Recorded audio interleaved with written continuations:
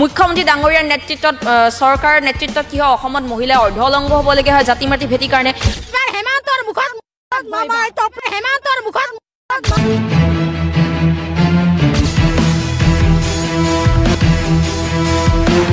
জুবিন গাৰ্গক ভাল পোৱা মানুহবোৰৰ বাবে এটি বিশেষ খবৰ। এইমাত্ৰ জুবিন গাৰ্গৰ হত্যাকাৰী আৰু তাৰ লগত জড়িত হোৱা হেমকানু মহন্ত, সিদ্ধাৰ্থ শৰ্মা আৰু শেখৰজ্যোতি গোস্বামীক এতিয়ালৈকে ফাঁচী শাস্তি দিবৰ কাৰণে আদালত লৈ যোৱা হৈছে। যিকোনো সময়ত ফাঁচী শাস্তি হ'ব পাৰে এইকেইটা। আৰু ইয়াৰ লগতে গুৰুত্বপূৰ্ণ এটা খবৰ ওলাই আহিল যে জুবিন গাৰ্গৰ মৃত্যুৰ পিছত হিমন্ত বিশ্ব শৰ্মা ডাঙৰীয়াৰ হাত আছিল।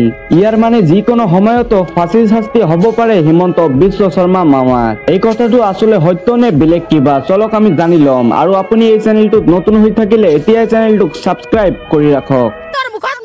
মামাই টপলা বানবা লাগব, মামাই চিনি পাব যে কি ৰাজনীতি বাৰিয়া টপলা বানবা লাগব। এবাৰ গোটাই পৰিয়াল সিংগাপুৰত দৰবা লাগব। এবাৰ যে হেমন্ত উত্থানৰে ফাইনেল লাগে মানে মিঠাতেল লাগে লাগে।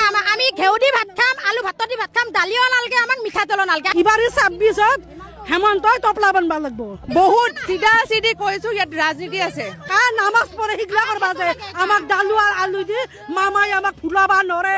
এক তৰফে ভুলবা পাৰে, আমাৰ তৰফে আমি ভুলিবা নৰে। আমাৰ গৌৰৱ গগৈ নামাজ পঢ়ে শিকলা দি তই খচলিবা পাৰা, না না না খচলিবা নৰে। কিন্তু জুবিন দাক এনে মুখত ভাল পাইছিল, অন্তৰেদি কিন্তু হুল চাচি আছিল। আমাক অৰুণোদয় নালাগে, আমাক চাউল নালাগে, আমাক দালি নালাগে, আমাক তেল নালাগে, কেৱল আমাৰ জুবিন দাক ন্যায় লাগে। মামাই গোটেই মাহ লগে জুবিন দাক মাছি আমি গোটেই বছৰটো কৰ্ম কৰি খাই আছো। আমাক হিমন্ত খোৱা নাই নহয়, চামুচাৰি দিছে আৰু বেলচা মাৰি লৈ গৈছি। তাক কত টকা বাঢ়াইছি, কিন্তু 2 খাৰ বাৰা টানিহে আছে হেমন্তই। কিন্তু 2 খাক দান দিছে নেকি? কিন্তু জুবিন দাই যিমানক দান দিছি কিন্তু হেমন্ত দিবা পাৰছিল। কিন্তু হেমন্ত তেজৰ সম্পৰ্ক থকা মানুহ এটা মৰাক দেচোন হেমন্ত এৰব। হেমন্ত জিয়ান তিৰিটো মল্লাক হয়, বেলেগক এৰব নেকি? আমাৰ মিঠাতেল নালাগে, আমাৰ ন্যায় লাগে। জয় জুবিন দা। আমাক এতিয়া ইমান দিন আহি আছো, ন্যায়ৰ আমি বনাই খবৰে বনাই ন্যায় পয়ে নাই। আজি ইমান দিন লাগি আছে, আমাক এতিয়া ন্যায় লাগে। আমি ন্যায়টোৰ কাৰণে আমি বিচাৰি আছো। আৰু ন্যায়টো কিয় দিব পৰা নাই হিমন্ত, মোক সেইটো লাগে। কি কাৰণত দিব পৰা নাই, কি ৰহস্য আছে, কিন্তু সেইটো কথা বুজি পোৱা নাই। কি আছে তাতে সোমে আৰু ন্যায়টোতো এতিয়া দিব পাৰে হেৰি কৰি হেমন্তইতো এতিয়া দিবা। কি কাৰণত কামল হেমন্তই কৈ আছে যে অৰুণোদয় দিম, অৰুণোদয় দিম। আমাক অৰুণোদয় নালাগে, আমাক চাউল নালাগে, আমাক দালি নালাগে, আমাক তেল নালাগে, কেৱল আমাৰ জুবিন দাক ন্যায় লাগে। ইমান দিন আজি সদায় আমি আহি থাকোঁ ন্যায়ৰ কাৰণে। আজি আৰু ধুমুকা দিছে যি নিউজত যদি কাবা কিবা কয় আমাক বোলে এৰেষ্ট কৰি থৈ দিব। মামাই আমাক কৈ আছে আজি যে সেই ক্ষেত্ৰত যদি মামাৰ ল'ৰা বা ছোৱালী এটা হ'লাকে মামাই কেনে লাগলা হয়।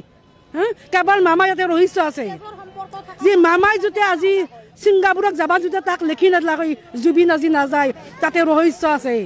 সেইটো কাৰণে তাক গোটেই মাহে লগ হৈ মামাই গোটেই মাহে লগ হৈ জুবিনক মাছি। জুবিনে এটা কথা কৈছিল না, যেতিয়া মোৰ জাতি নাই, মোৰ ধৰ্ম নাই, আৰু যে 26ত যি ইলেকশ্যন খেলিলি মানে মামাই উঠবা নৰে, সেইকাৰণে তাৰ হাতে হাতে লগে কাৰণে আজি জুবিনক এনে কৰলা।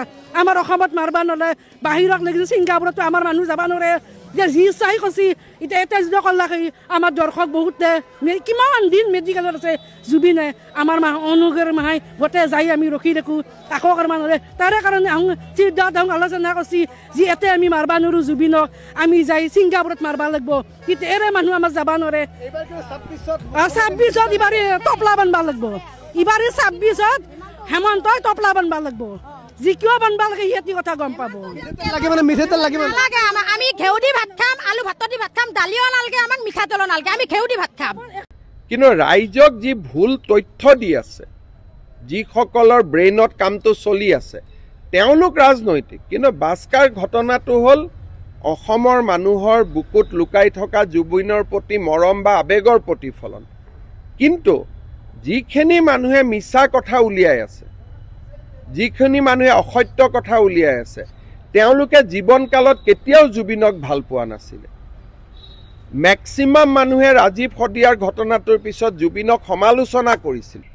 ৰাজীৱ শদিয়াৰ ঘটনাৰ পিছত সমগ্ৰ অখিল গগৈ আৰু তেওঁৰ সহযোগীসকলে আটাইতকৈ বেছি জুবিনক গালি পাৰিছিল।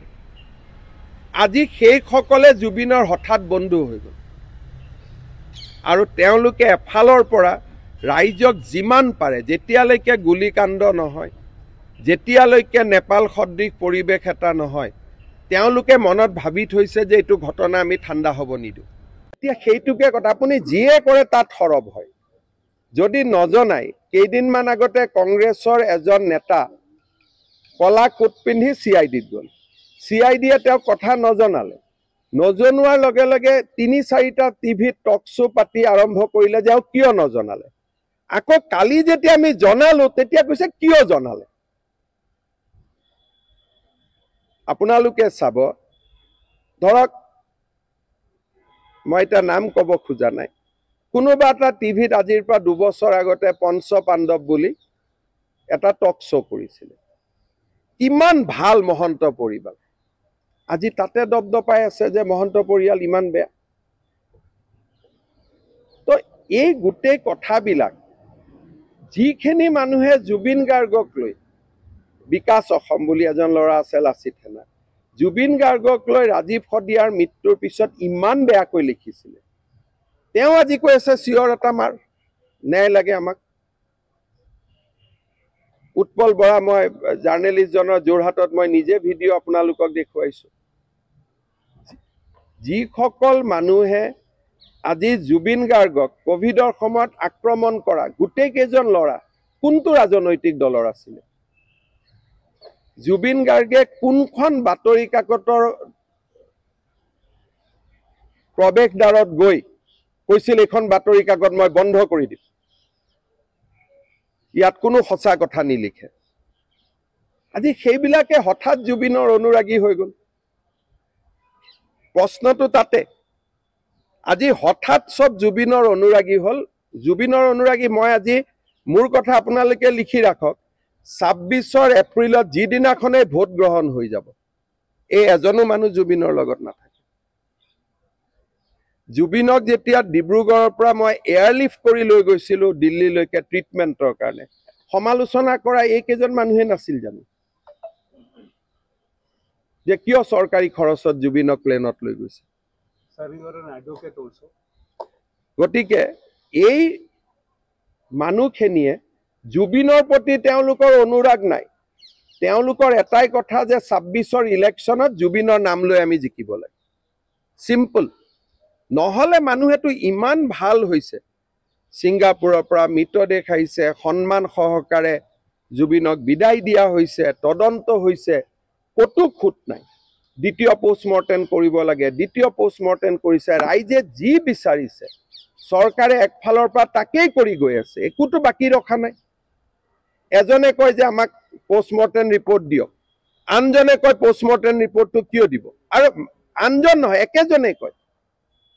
আজিৰ পৰা 10 দিন আগতে সিং নামৰ এজন ল'ৰাক লৈ যিবিলাক টিভিয়ে টক শ্ব' কৰিছিল যে কিয় তদন্তৰ কথা মানুহক নজনাই বুলি, সেই চেনেলে যোৱাকালি কৈছে যে কিয় বিশিষ্ট ব্যক্তিক মাতি নি জনালে। গতিকে এইটোতো উদ্দেশ্য কি? যে অসমখন এপ্ৰিললৈকে অগ্নিগৰ্ভা কৰি ৰাখা। কাৰণ জুবিনৰ জীৱিত কালত এওঁলোক কেতিয়াও জুবিনৰ অনুৰাগী নাছিল, চিম্পল কথা। গতিকে এই পৰিৱেশটো আমিও লক্ষ্য কৰি আছো, আৰু মই নিজে বিশ্বাসী যে অসম চৰকাৰৰ SITয়ে জুবিনক সম্পূৰ্ণ ন্যায় দিব পাৰিব, মোৰ তাতে কোনো সন্দেহ নাই। কেইটামান 45-50 ডেইজৰ কথা। গতিকে তেতিয়া সকলোৰে মুখাবোৰ নিজে নিজে খুলি যাব। ধন্যবাদ।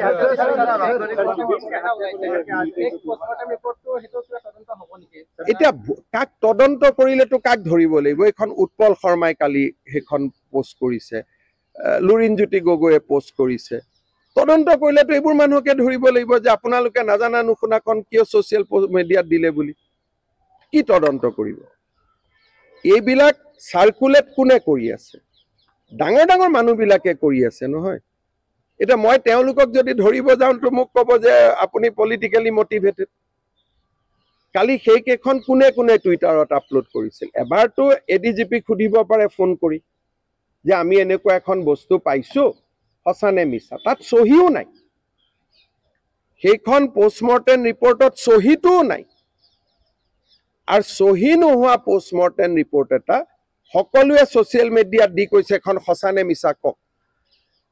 তাৰমানে কি আপুনিতো জনাই দিলে মানুহক যদি আপোনালোকে লগে লগে মুন্না গুপ্তাক ফোন কৰিলেহেঁতেন আৰু তাত তেওঁলোকে ফোন ধৰিলে কোনে ফোন নুঠালেহেঁতেন যে আমি এখন এনেকুৱা পোষ্টমৰ্টেম পাইছো সঁচা নে মিছা মই যেতিয়ালৈকে ৰাতি খবৰটো পাওঁ সবেইতো ছ'চিয়েল মিডিয়া দিয়েই দিলে এটা কি তদন্ত কৰিব তদন্ত কৰিলে কাক ধৰিব লাগিব কোনোবা সাংবাদিক কোনোবা সম্পাদক কোনোবা ছাত্ৰ নেতা কোনোবা যুৱ নেতা কোনোবা ৰাজনৈতিক নেতা গতিকে আজিৰ দিনত যদি আমি অসমক অশান্ত কৰিব খোজা নাই আৰু জুবিনক ন্যায় দিব বিচাৰিছো তেতিয়ালে আমি ৰেষ্ট্ৰেইন হ'ব লাগিব আমি সিদ্ধান্ত ল'ব লাগিব যে এই পুলিচক আমি বিশ্বাস কৰিছো আমি আৰু এইকেইটা দিন কথা নকওঁ যদি প্ৰত্যেক দিনাই একোজন বিশেষজ্ঞই কমেণ্ট দি থাকে তদন্ত কেনেকৈ হ'ব ৰাজীৱ গান্ধীৰ মৃত্যুৰ পিছততো কংগ্ৰেছে ইমান কেতিয়াও কমেণ্ট দি থকা নাছিল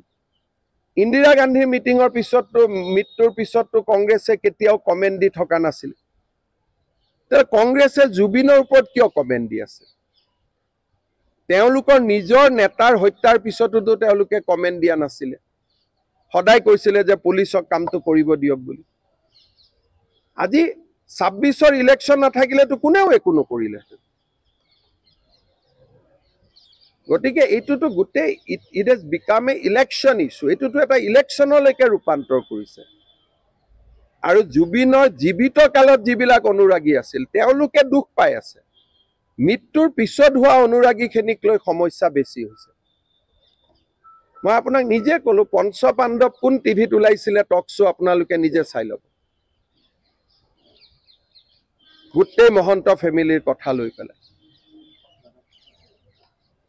আজি তেওঁলোকে দিনে ৰাতি আমাক সমালোচনা কৰি আছে তেওঁলোকৰ হেৰি সিজ কৰিব পৰা নাই নেকি তেওঁলোকৰ ভিজা পাছপৰ্ট আমাৰ ওচৰত নাই নেকি আমাৰ মানে গভৰ্ণমেণ্টটো ইমানেই উইক নেকি আজিলৈ একো এটা কৰিব পৰা নাই শ্যামকানু মহন্তৰ ৱাইফক ধৰা নাই আৰু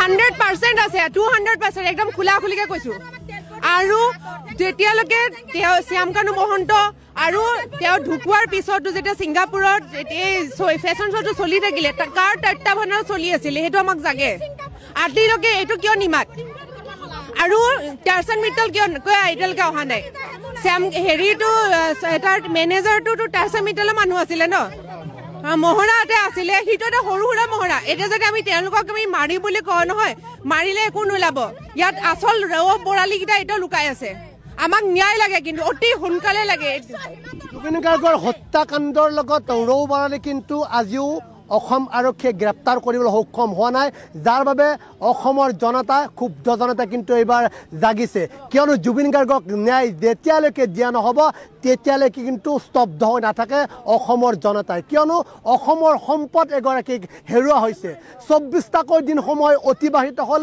তাৰ পিছতে কিন্তু জুবিন গাৰ্গক ন্যায় দিবলৈ সক্ষম নহ'ল ইতিমধ্যে ৰাজনীতি আৰম্ভ কৰাৰ কথাও বিভিন্নজনে সদৰি কৰিছে বাইদেউ হেমন্তৰ মুখত আছে ছাৰ সবখিনি কথা হেমন্তৰ মুখত আছে উল্লেখ কৰিব পৰা নাই সেই কথা আমি এটা জানো হেমন্তৰ মুখত উল্লেখ কৰিব পৰা নাই হেমন্তৰ মুখত আছে অন্তৰত আছে কিমানখিনি সব জানে কিন্তু হেমন্তই উঠাৰ কাৰণে ৰাজনীতি কৰি লাগি আছে কিন্তু হেমন্তই লাগি আছে আমি কেৱল কি মই নামাজ পঢ়ি শিকলা যে তই খোজ দিব পাৰা না না না খোজ দিব নৰে মামাই চিন্তা লাগি আছে তো যিয়ে নহওক বন্ধুসকল আপোনালোকে ভিডিঅ'টো শেষলৈ চোৱাৰ পিছত আচলতে বুজি পালে যে জুবিন গাৰ্গক কোনে হত্যা কৰিছিল আৰু এতিয়ালৈকে হিমন্ত বিশ্ব শৰ্মা মমাৰ কি শাস্তিখিনি হ'ব পাৰে আদালত এইখিনি সমস্ত কিছু জানি পালে আপুনি এই ভিডিঅ'টো চোৱাৰ পিছত আৰু আপুনি এই ভিডিঅ'টো সম্পূৰ্ণ মনোযোগ সহকাৰে চোৱাৰ বাবে আপোনালোকৰ অতি মূল্যৱান মতামতটো কি এইটো কমেণ্ট বক্সত জনোৱা আৰু ভিডিঅ'টো ভাল লাগিলে এটা লাইক মাৰি চেনেলটো সাবস্ক্ৰাইব কৰি অৱশ্যই ভিডিঅ'টোক এটা শ্বেয়াৰ মাৰি দিয়া